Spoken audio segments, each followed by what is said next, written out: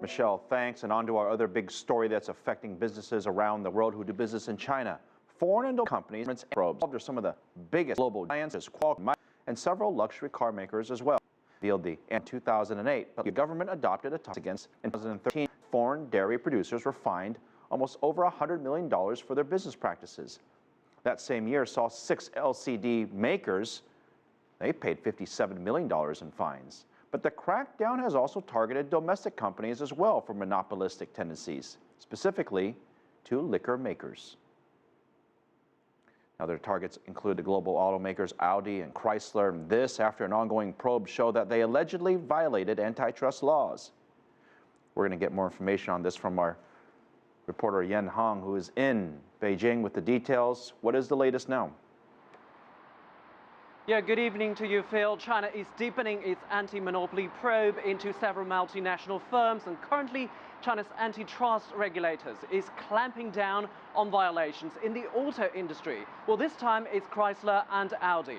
On Wednesday, an investigation by China's National Development and Reform Commission, or the NDRC, found these two companies as the latest automakers pursuing monopolistic practices in China. Well, the top economic planner says the two automakers violated antitrust laws and will receive the appropriate disciplinary measures, although it did not specify the exact punishment.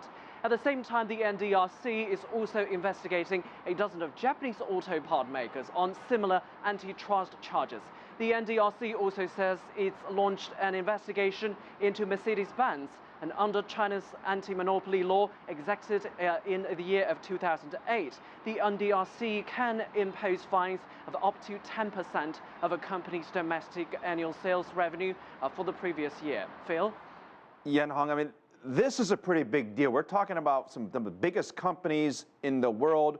What has the reaction been so far from the automakers? I suspect that they're not exactly too thrilled with this.